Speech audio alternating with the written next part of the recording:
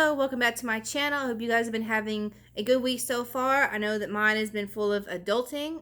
Just got back from the vet with our newest addition, Domino, who is weighing in at 4.5 pounds. Yay! And he's still a little monster. Alright, so to get started, I have been watching a few things since my last video upload, and I'll be making a couple videos. So obviously, spoiler alert, if you have not had a chance to watch any of the stuff that I will be talking about, obviously don't watch if you don't want to be spoiled. So let's go ahead and get started. Alright, so first up, I watched Resident Evil Infinite Darkness that premiered on Thursday on Netflix. It was a 4-episode season. Not really shocking anymore considering how all of Netflix's CGI animes and all the animes they make literally range from like 4 to 12 episodes. Like Trace, if you have not had a chance to watch Trace, I totally recommend it if you are into the supernatural and the lore. It is only 6 episodes, but I hear they're making a season 2, so fingers crossed. Especially Cagaster of an insect cage. It was a kind of weak CGI, but honestly, it was a really good storyline, and I hear they're making a season 2 as well, so I would check that out if you were into animes. If not, that's fine. Let's go ahead and get started again. Alright, so Resident Evil Infinite Darkness, on a scale of 1 to 10, I probably would have gave it a 4. I did not enjoy the series, and I will tell you why. It was more political than it was zombies. Over the course of the 4 episodes, you're following Leon, Claire, Jason, and Shinmei. Jason and Shinmei are the only 2 survivors of the Panamstan zombie outbreak, where they went in to, save survivors, and they ended up finding Shinmei's brother, who had been turned into a zombie. And, lo and behold, Jason was infected too, but they were using injections to keep the zombie and him at bay. So that was actually kind of cool to learn, but you did not learn that until episode 4. So literally all of it was everybody was doing stuff to get revenge, and to keep stuff from happening again. If any of you have ever actually played Resident Evil, I'm not counting the movies because the movies aren't based on the games, but I would much rather stick with the games and the other CGI movies that they have done with Resident Evil, Vendetta, Damnation. Those are really good ones. This one was not. I'm not really big into political stuff. We got enough of that going on as it is. But long story short, basically resulted in Leon finding out that Jason was infected, and the senator, the defense attorney, the guy who was next to the president, I can't remember, that's pretty sad, but he was behind it all, and he was keeping all of these other people in not really acid vats, but just tubes and injecting and filling them up with injections to keep them from being a zombie army.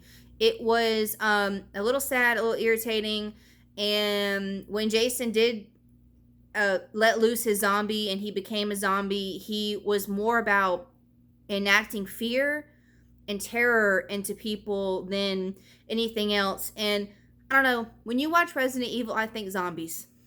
So unfortunately, it was not a good series, but other people may have differing opinions, and that's fine. I did not personally enjoy it. My boyfriend didn't enjoy it.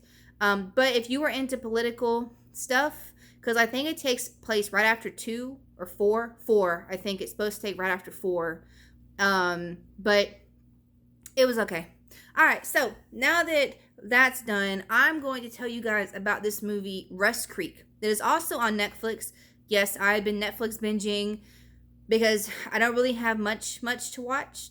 Well, I lie. I have a bunch of stuff to watch, but I always go back to things that, I haven't seen or I have seen before I start new stuff.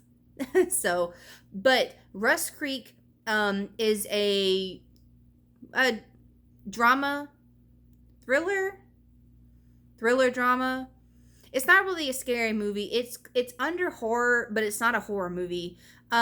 Basically revolves around a young woman. She is traveling through this backcountry town. I guess it's the week of Thanksgiving, and she stumbles across two guys who basically, I'm assuming from the implied context, that they must rape and kill women, and they just go missing. But she ends up getting away and runs across their cousin, who they deal meth. So he creates the meth, and then the two brothers go out to deal it, and they get their cut along with the sheriff. Yes, I did not think the sheriff was involved until, well, I didn't really think he was involved until he told his deputy that the car had drove off, knowing that it didn't, and knowing that he had already gone out to talk to the brothers. So I was like, all right, well, obviously he's involved. Shocker. But it actually turned into kind of she was growing accustomed to the country life and was actually going to stay and help the cousin, create meth. Up until, well, the brothers and the sheriff come back after he killed the deputy, and they basically find out that she's been hiding in his trailer all along. He ends up being killed. He kills the other brother. The other brother is killed by a microwave explosion, and now it's just her against this cop. So it was actually very interesting. She ends up getting away. She actually ends up killing the sheriff, and she ends up getting away. But it was actually a really good movie, and I would totally recommend watching it if you're running out of stuff to watch, like I did, on Netflix. So it's kind of hard for me to find stuff to watch that's really interesting, but it was actually a really good movie. Secondly, if none of you have had a chance to watch Lucifer, I recommend it to the highest esteem. I did not start watching it until season 5. No, season 4 hit Netflix, and then season 5 was like a couple weeks out from premiering. And I actually binged it. Obviously, it's about the devil, Lucifer himself, becoming a detective, and so it's, and I'm finished already. I'm just waiting for their final season. But he meets Chloe, and you meet God and a bunch of other angels, and you kind of see hell a little bit, and Michael, and all that good stuff. Totally worth watching. I cried my eyes out the last 2 episodes of season 5, which was not cool, and I won't spoil it, because if you've not seen it, I would totally recommend watching it. But I did cry, and I didn't deserve it, but that means I was invested. I got really invested. All right, so that's done. Totally recommend Lucifer.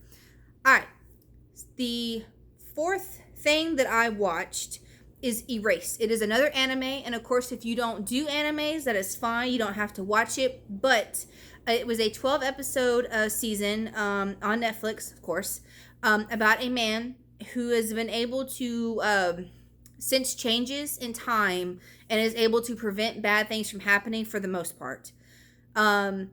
So basically, in the first episode, he sees a blue butterfly, and he sees the blue butterfly again like 3 more times, but he actually it restarts the time. He calls it a revival, and then he goes back in time to wherever he last saw the butterfly, and he has to basically stop whatever is going to happen from happening. And this is a spoiler. It's just a spoiler. If you're not gonna watch it, that's fine. You're gonna be spoiled a little bit. If you are gonna watch it, go ahead and stop it now, because I don't want you to be spoiled. But and like the first episode or the second episode, his mom dies. And then in the emotional panic and rage, he actually sends himself back 18 years ago to 87 or 88, when a little girl was kidnapped. And there was actually a string of kidnappings, and these girls were murdered. And he has to find the serial killer, or so much as stop the killings from happening. But it actually was really good. And I'm not going to tell you anything else, because I feel like it would take away from anything else that you really learned from the anime. But besides him having to go back in time, he has to befriend the girls, and he has to befriend other people, because when he's 29, he's pretty much a loner. I guess he's not very friendly. He's very clueless about the chick who's crushing on him. It was funny. It was a little wholesome, but it was also, it was heartfelt, but it was good. It was a really good, intense drama. I wouldn't call it a drama, but I wouldn't call it a thriller. Maybe it was more suspense, like more like a suspense. But either way, it's totally worth watching. But I'm not going to tell you anything more, because if you are going to watch it, then I don't want you to know anything else, obviously, because then it just takes away the rest of like the 10 episodes. But if you're not going to watch it, I would do a separate video explaining what all happens. Just saying. All right, and then the last thing that I have come across is the movie The Unholy. I have been eyeballing this movie since I saw the trailer, since I knew it was coming out, and I've been waiting for it to hit the online sites so I can see it. It is in store to buy right now, but I didn't want to buy it if it wasn't going to be good, because I have done that before. And if any of you know of the movie Mr. Jones, that was money wasted. I hated that movie. I don't even remember all of it, besides the fact that it was camera and it was boring, and I could not believe I spent $10 to buy it, because it looked good. It reminded me of the Blair Witch Project, but when the movie started and it was going, it was terrible. So anyways, The Unholy stars Jeffrey Dean Morgan, and I don't know any other actors in it besides the guy from Saw, Dr. Gordon. I still don't know his name, but Dr. Gordon's in there too. And it basically centers around the fact that this Jeffrey Dean Morgan's character, Finn, fabricates stories, and he is basically now working for his friend, taking stuff as it comes, like $150 a story, whatever. He comes across a corn baby. They are dolls that you find in corn fields, and they're good luck. But they also say that you can store evil spirits and demonic presences in there if you chain them up and put some like impossible date on them to keep them from being disturbed. Lo and behold, he stomps on the face, releases this satanic demon onto, well, the first suspecting was Alice. She is deaf, has been deaf, has never spoken a word in her life, and then all of a sudden she's speaking, performing miracles. And everybody is putting their faith in Mary, who she is claiming to be the Virgin Mary. And she is getting all powerful. And I think that I jump scared like 10 times. It was unexpected. They did a bunch of close-ups of the actual demon's face, because they nailed a face. They nailed a mask to her face. And so they do a bunch of close-ups and a bunch of... well, just a bunch of images you actually see her, and it was really nice. Of course, they do the whole movie logic where at the end of the movie it totally negates everything that just happened, but they show the statue of the Virgin Mary actually crying the tears of blood, which it's obviously like demonic stuff. If you have not had a chance to see it, and if you want to see it, I totally see it. I've been waiting for a good horror movie to come out for forever. They don't make any good ones. All of the ones that I have seen on Netflix suck. What Lies Beneath, the one that has Amanda Seyfried, however you say your last name, I had really wished that movie had been better, because it was more of a drama to me, and when you advertise as horror, I want to be scared. But it's fine. It is what it is. We did actually end up watching another movie. No, it was just a show. If you have not seen Haunted on Netflix, I recommend watching that too. We actually watched the third season of Haunted, and I liked it better than I did the Latin American one. I guess just because, but I would recommend watching those two if you're into horror movies. If not, I'm sure I've seen something that's not horror. Spartacus. Spartacus isn't horror. Yes, it is from Stars, and it has a bunch of nudity in it, but it is made up for with all of the blood and the killing. If you're not into that, I guess I don't really have anything left. I've kind of watched everything, kind of more blood and guts and slashers, and trying to get my fill in because I don't make a lot of good movies these days.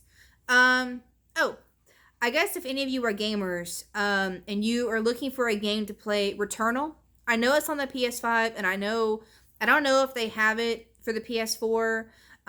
If not, then it's for the PS5. And if you ever snag your hands on a PS5, then I would recommend actually playing this game. When we first started, we were barely getting anywhere, and then we literally had a 2.5 day streak of actually getting through 4 bosses. There's 5 bosses.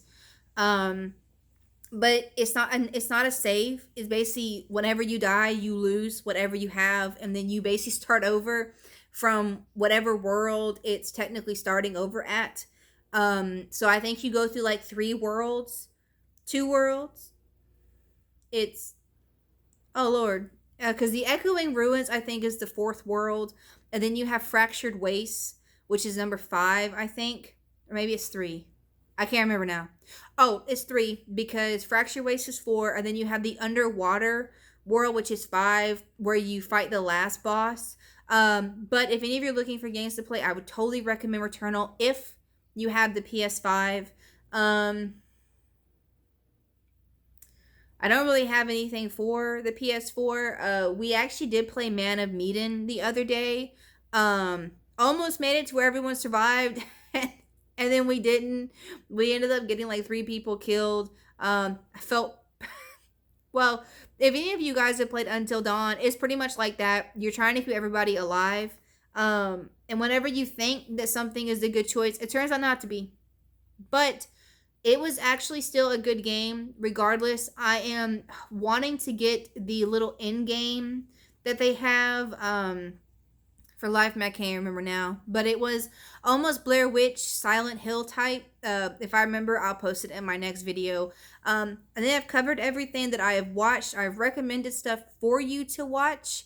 I guess that's it. I'm going to finish up Yu-Gi-Oh! We restarted it. I bought it on eBay. We're on season 2 now. Obviously animes. If you have not seen Yu-Gi-Oh, watch it. I'm not talking about Yu-Gi-Oh GX or the Yu-Gi-Oh DS and the racing Yu-Gi-Oh. I'm talking about the original Yu-Gi-Oh that came out in like the 90s. Not the GX that came after with the Obelisk and Slifer and the Raw houses, or the ones where they are on bikes and they're dueling. I'm not talking about any of that mess. I'm talking about the actual Yu-Gi-Oh. I've already seen it before, and I finished it up on Netflix. Of course, you can watch it on Netflix if you want. Obviously, the sub is a lot more different than the dubbed. But if you are not into watching subtitles, that's fine. The dubbed is fine. It just takes out a few things that you don't really notice until you've seen it 3 times. And I guess that's it. As always, make sure you guys are having a good day and a good week. And if you want me to review any show, just post it in the comments. That way I can get onto it because I'm delaying and watching everything else. I guess with all of that being said, I'll see y'all next time. Bye.